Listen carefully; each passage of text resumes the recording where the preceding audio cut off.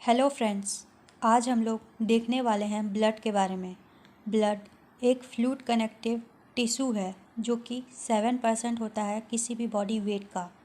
Blood एक base भी है जिसका pH 7.4 होता है और 5 to 6 लीटर ऑफ ब्लड एक हेल्दी ह्यूमन बॉडी में होता है और ये फीमेल्स में थोड़ा कम 1/2 लीटर कम होता है।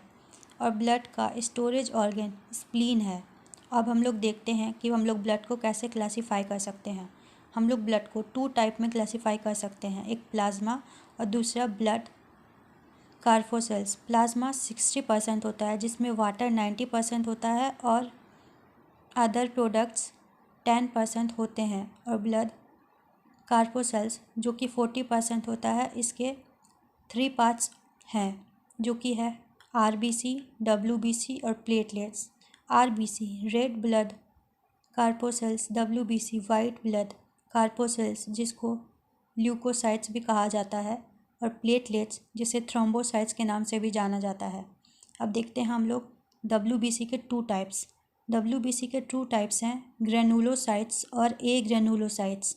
जैसा कि हम लोग को नाम से पता चल पा रहा है, ग्रेनुलोसाइट्स मतलब जिसके अंदर ग्रेन्यूल्स होंगे और ए ग्रेनुलोसाइट जिसके अंदर ग्रेन्यूल्स नहीं होंगे। ग्रेनुलोसाइट्स के 3 पार्ट्स हैं, न्यूट्रोफिल्स, इओसिनोफिल्स, बेसोफिल। और ए ग्रेनुलोसाइट्स के 2 पार्ट्स हैं, लिम्फोसाइट्स, मोनोसाइट्स। न्यूट्रोफिल जो हैं वो बहुत ज़्यादा होते हैं और बेसोफिल जो हैं वो वो बहुत कम होते हैं, मतलब सबसे कम होते हैं। अब है ए ग्रेनुलोसाइट्स में लिम्फोसाइट जो है उनका साइज जो है वो बहुत छोटा होता है, मतलब सबसे छोटे होते हैं ये WBC में। और मोनोसाइट का जो साइज है वो सबसे बड़ा होता है, मतलब ये सबसे बड़े होते हैं WBC में। अब हम लोग देखते हैं RBC के बारे में।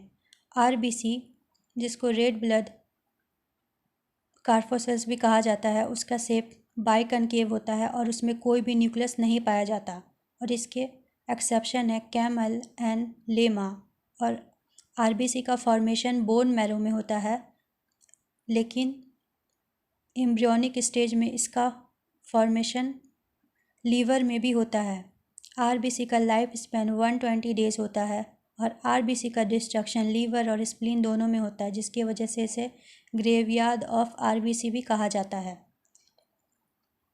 RBC के अंदर हीमोग्लोबिन होता है जिसकी डिफिशियंसी से अनीमिया भी हो जाता है। WBC के बारे में देखते हैं। WBC का कोई भी शेप नहीं होता, इसलिए इसको अमीबा शेप कहते हैं। WBC का फॉर्मेशन बोन मैरो और लिम्फ में होता है।